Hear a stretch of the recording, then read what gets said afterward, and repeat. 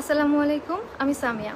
আসলে আমি লাইভে আসতে চাইনি, তারপরও লাইভে আসতে বাধ্য হলাম।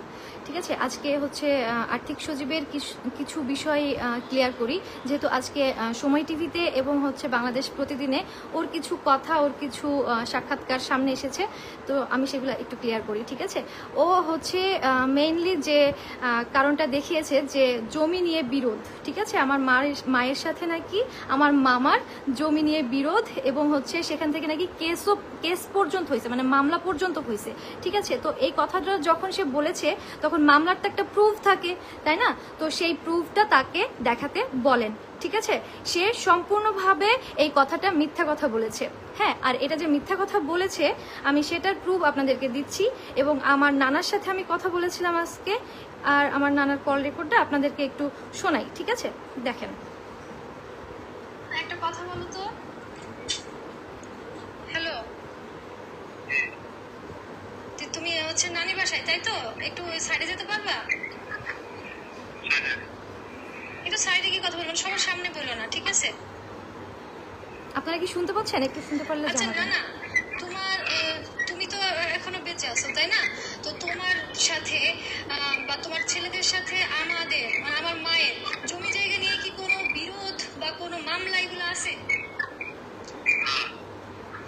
না বলেছে। অথচ তোমার বড় ছেলে মানে জাহাঙ্গীর, ঠিক আছে, সে মিডিয়াতে বলেছে যে তার সাথে নাকি মানে আমার মায়ের মানে তাদের সাথে জমি জায়গা নিয়ে বিরোধ। ঠিক আছে, বিরোধের কারণে নাকি আমি আর সজীবের সাথে ঝামেলা, আমি নাকি সজীবকে ভাসাতে চাচ্ছি। বুঝতে পেরেছেন? অথচ জমি তো তোমার, তাই না? তুমি তো বেঁচে আছো, তাহলে এখানে জমি জায়গা নিয়ে বিরোধের কি আছে?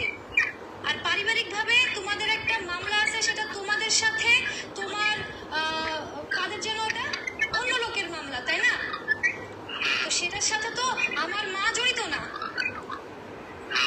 হ্যাঁ, তাহলে তো মানে সেইটা ড্রাইভার তো আমাদের না। তো সেই মামলা চালাচ্ছে কে কে বলো তো? তোমার বড় ছেলে মানে জাহাঙ্গীর, ও কি একাই চালাচ্ছে সেই মামলা? সবাই চালাচ্ছে না? সবাই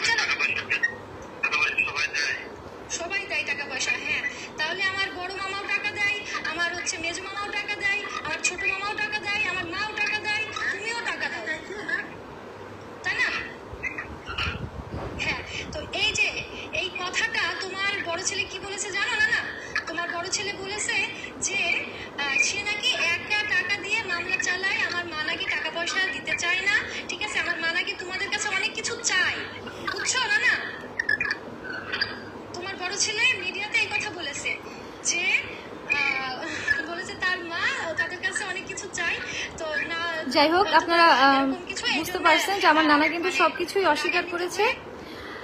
নানা কিন্তু বলে দিয়েছে যে কোনো কিছু নাই, এবং যে মামলাটা পারিবারিক মানে নানার বংশের সাথে অন্য একটা ফ্যামিলির প্রবলেম, সেটা হচ্ছে আমার মামারা সবাই মিলে টাকা দেয়, আমার আম্মু টাকা দেয়, সেটা সেইভাবে কেসটা লড়তেছে। ঠিক আছে, আমার মামা যে স্টেটমেন্টে এই যে সময় টিভিতে দিয়েছে সেটা আসলে পুরোপুরি কিন্তু মিথ্যা কথা বলেছে। ঠিক আছে, আমার মামা কিন্তু সজীবের দুলা ভাই, এবং সে সজীবের হয়ে মিথ্যা কথা বলতেছে। হ্যাঁ, আপনারা দেখবেন যে সময় টিভিতে যেসব মানুষগুলো কথা বলেছে সেগুলো কিন্তু সজীবের টিমের মেম্বার, সজীবের ওয়াইফ, সজীবের দুলা ভাই। ঠিক আছে, আমার মামা যে কথাটা বলেছে যে কেস চলতেছে, হ্যাঁ আমার মায়ের সাথে জমি নিয়ে বিরোধ, এগুলো সম্পূর্ণভাবে মিথ্যা কথা। যদি কেস চলে তো সেই কেসের এভিডেন্স তাকে দিতে বলেন। আর দ্বিতীয়ত হচ্ছে আমার ওই মামার কিন্তু সেরকম কোনো ইনকাম নাই। ঠিক আছে, সজীবের টাকাই চলে, সেই জন্য আমার মামা সজীবের হয়েই কথা বলতেছে। আর এটা খুব স্বাভাবিক, তার বোনের জামাই। ঠিক আছে, সে আমার হয়ে কথা বলবে না। সজীবকে বাঁচানোর জন্য আসলে সবাই কিন্তু এখানে মিথ্যা কথা বলছে। ঠিক আছে, টিমের প্রতিটা মেম্বারও জানে টিমের মধ্যে কি ঝামেলা হচ্ছে না হচ্ছে। দেখেন, সাথীকে নিয়ে কিন্তু সবার প্রবলেম, সাথীকে নিয়ে কিন্তু কেউ মুখ খোলেনি। ঠিক আছে, এনিওয়ে আরো একটা কথা বলি, সেটা হচ্ছে সজীব এই যে সময় টিভিতে যেটা বলেছে আমি নাকি হচ্ছে নায়িকা হতে চেয়েছিলাম, মিরাজের নায়িকা। আচ্ছা, আপনারা বলেন যে আমি আজ কতদিন ধরে সেইখানে কাজ করি এবং খুব ছোট ছোট ক্যারেক্টারই করি, আমি কখনোই বলছি না যে আমি নায়িকা ক্যারেক্টার করি। তো আমি এতদিন পরে এসে কেন নায়িকা ক্যারেক্টার করতে চাইবো, আবার মিরাজের নায়িকা? এটা কোনো কথা বলেন? মানে কোন লেভেলের মিথ্যা কথা সজীব বলতে পারে অ্যাকচুয়ালি। তো যাই হোক, আমি শুরু থেকে যেখানে প্র্যাঙ্কিং টিমটা আমার বাসায় থেকে শুরু হয়েছে সেখান থেকে আমি কাজ করলাম না, আমি নায়িকা হইলাম না, আর আমি এখন নাকি নায়িকা হওয়ার জন্য মানে নায়িকা হওয়ার জন্য তাকে বলেছিলাম, আর তার জন্য সে আমাকে নায়িকা নিতে চায়নি, যার জন্য আমি নাকি এখন এগুলা করছি। ঠিক আছে, তো এগুলো আসলে সবকিছুই মিথ্যা বানোয়াট। হ্যাঁ, আরো একটা কথা বলি, সেটা হচ্ছে এই যে সজীব বলেছে যে তার বাসায় নাকি আমাদেরকে থাকার জায়গা দিছে। আমি কিন্তু এই জিনিসটা সব জায়গায় প্রত্যেকটা ইন্টারভিউতে ক্লিয়ার করেছি যে বাসাটা হচ্ছে সজীবের ছিল। ঠিক আছে, ওই বাসার মালিক কিন্তু সজীব না। বাসা একটা ভাড়া থাকতেই পারে, আমি আমার বাসা একটা নিয়ে রাখতেই পারি, ঠিক আছে, তারপরে আরেকজনকে আনতে পারি। তো সেই বাসার ভাড়া কি সে আমার একটা দিনের ভাড়া কোনোদিন দিছে? যে সে বলতে পারে তার বাসায় এনে আমাকে রাখছে, তার মধ্যে সে বাসা ছেড়ে দিয়েছিল। আমার আর সজীবের বাসা নেওয়ার কথা ছিল মোহাম্মদপুরের ওইদিকে, আমরা 3-4 দিন হাঁটছি, হাইটা হাইটা বাসা খুঁজছি, পাই নাই। তখন আমি সজীবকে বলছি তুই এই বাসা রেখে দে। পরবর্তীতে এই বাসা সে বলছে যে ঠিক আছে এই বাসায় তাহলে রেখে দিই। ঠিক আছে, সে তো আমার একদিনের ভাড়া দেয়নি, তো তাহলে সে কিভাবে বলে আমার বাসায় তাকে জায়গা দিয়েছে? হ্যাঁ, হতেই পারে, আমি তো বলছি সে ব্যাচেলার বাসা ছিল, পরবর্তীতে আমি তাকে সেই বাসা রাখতে বলেছি। ঠিক আছে, এটা কি তার বাসা? না, এটা তার বাসা না। হ্যাঁ, আর হচ্ছে কি যে সেইখানে তো আমি তাকে শুট করার পারমিশন দিয়েছি, 5 বছর সে শুট করেছে, কই এইসব কথা তো একটাও বলেনি। মানে তার মধ্যে কোনো কৃতজ্ঞতা বোধই নেই। তার প্র্যাঙ্কিং টিম যে বড় হচ্ছে, তার প্র্যাঙ্কিং চ্যানেল যে বড় হচ্ছে, সেটা একবারে বলছে, অথচ সে বলতেছে কি নতুন নতুন ফেসকে আমি এনে এনে সুযোগ দিচ্ছি। ঠিক আছে, সে নতুন নতুন ফেসকে এনে সুযোগ দিচ্ছে, ওকে ফাইন। সেই ছেলে মেয়েগুলা কিন্তু কৃতজ্ঞতা বোধ আছে তাদের মধ্যে। ঠিক আছে, তারা অনেক দিন টাকা না নিয়ে কাজ করেছে, কিন্তু সেই মানুষটার কোনো কৃতজ্ঞতা বোধ নেই যে তার প্র্যাঙ্কিং চ্যানেলটাও বড় হচ্ছে সেই ছোট ছোট বাচ্চাগুলোর জন্যই। ঠিক আছে, তো এইখানে আসলে বলতে গেলে অনেক কথা বলা যায়, আমি আসলে এত বড় বা অনেক বেশি কিছু বলতে চাচ্ছি না।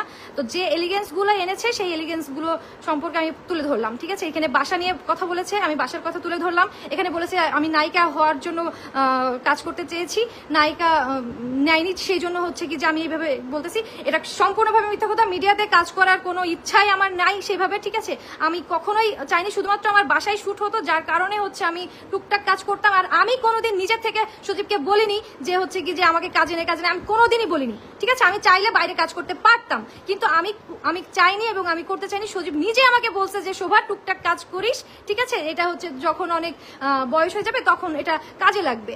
হ্যাঁ, এখানে মিথ্যার কিছু নেই, এটা একদম সত্যি কথা। আমি আমার প্রত্যেকটা কথা সত্যি বলেছি এবং প্রত্যেকটা কথার প্রমাণ আমার কাছে আছে।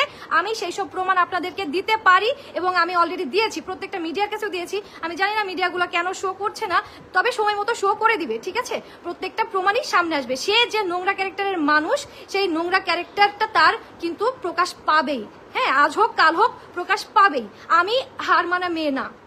ঠিক আছে, সজীবকে বলেন প্রুফ দিতে যে কিসের মামলা, কবে মামলা, কিভাবে মামলা। ঠিক আছে, কোন দিকে মোড় ঘোরানোর চেষ্টা করতেছে? একটা জিনিস বানিয়ে বললেই হলো ড্রামা রাইটার একটা নাটক, মানে নাটক বানাচ্ছে, এটা নাটক করতেছে। যাই হোক, হচ্ছে কি যে আমি আসলে মানে রেগে রেগে কথা বলতে চাচ্ছি না, কিন্তু আসলে আমার মানে একবার মেজাজও খারাপ হচ্ছে, একবার আমার হাসিও লাগতেছে যে এই মানুষটা এলিগেন্স গুলো কি দেখাচ্ছে, মানে কোনো লজিক আছে? ওর একটা কথাই কি লজিক আছে? আমি অন্যান্যদের কথা বাদ দিলাম, প্রত্যেকটা মেম্বার তাদের নিজের জায়গা থেকে স্টেটমেন্ট দিয়েছে এবং সেই সব স্টেটমেন্ট আপনাদের সামনে আসবে। ঠিক আছে, প্রত্যেকটা মেম্বার কিভাবে, কার জন্য, কেন ওই টিম থেকে বের হয়েছে সেগুলা কিন্তু সামনে আসবে। সজীবের ফেম দিয়ে, সজীবের ফ্যান ফলোয়ার দিয়ে যতই চেষ্টা করুক না কেন নিজেকে আড়াল করার, সেটা কিন্তু সে কোনোদিন পারবে না। ঠিক আছে, সত্যিটা জিতবেই, সত্যিটা সামনে আসবেই। আমি কিচ্ছু না, আমি নাথিং, আমি বলছি আমি নাথিং। লিসেন, আমি কিন্তু ভাইরাল হতে চাই না বা আমি ভিউ ব্যবসায়ী না। ঠিক আছে, ভিউ দিয়ে আমি খাই না। আমার হাজবেন্ড একজন বুয়েটিয়ান, ওকে, আর সে বলেছে আমার হাজবেন্ড তখন কিছু করতো না। আমিও এটা বলেছি যে হ্যাঁ, তখন আমার হাজবেন্ড বেকার ছিল এবং হচ্ছে আমার সজীবও তখন কিছু করতো না, সেও স্টুডেন্ট ছিল, তারও ওই বাসা একা মেনটেন করা পসিবল ছিল না, যার জন্য আমরা দুজন মিলেই বাসাটা নিয়েছিলাম। ঠিক আছে, এখানে সজীব অনেক মানে মিথ্যা কথা বলেছে এবং হচ্ছে কি যে অনেক ঘুরিয়ে পেঁচিয়ে কথা বলেছে। ও কিন্তু প্রচুর ঘুরিয়ে পেঁচিয়ে কথা বলে। আর ও যে পেমেন্ট দিত না, ও এখন পর্যন্ত প্র্যাঙ্কিং চ্যানেল থেকে কাউকে পেমেন্ট ওইভাবে দেয় না।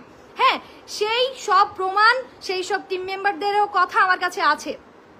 হ্যাঁ, আর হচ্ছে কি যে সে যখন প্রোডাকশন হয় তখন থেকে সে পেমেন্ট দেওয়া শুরু করে, এটাও সত্যি, ঠিক আছে, আমি সেটাও বলছি। প্রোডাকশন হাউস থেকে তখন ও প্র্যাঙ্কিং প্রোডাকশন, প্র্যাঙ্কিং কিন্তু দুইটা চ্যানেল, একটা হচ্ছে প্র্যাঙ্কিং আর একটা হচ্ছে প্র্যাঙ্কিং প্রোডাকশন, ঠিক আছে। তো প্র্যাঙ্কিং চ্যানেল থেকে ও কিন্তু কাউকেই সেরকম পেমেন্ট দেয় না, এখন হয়তো এক আধটু দেয়, এখন টুকটাক দেয়, কিন্তু অনেক দিন মানে প্রায় 5 বছর তো দেয়ই নাই। আপনারা প্রিমার কথা শুনলে কিন্তু বুঝতে পারবেন, ঠিক আছে। এখানে আরো অনেক মেম্বার আছে যারা কিন্তু এই বিষয়ে মুখ খুলবে বা খুলেছে, অলরেডি মুখ খুলেছে, ঠিক আছে।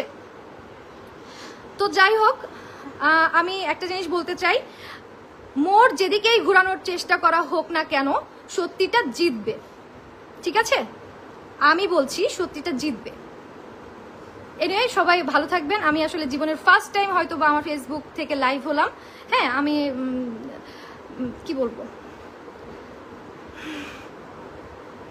আচ্ছা যাই হোক, আর কিছু বলার নাই।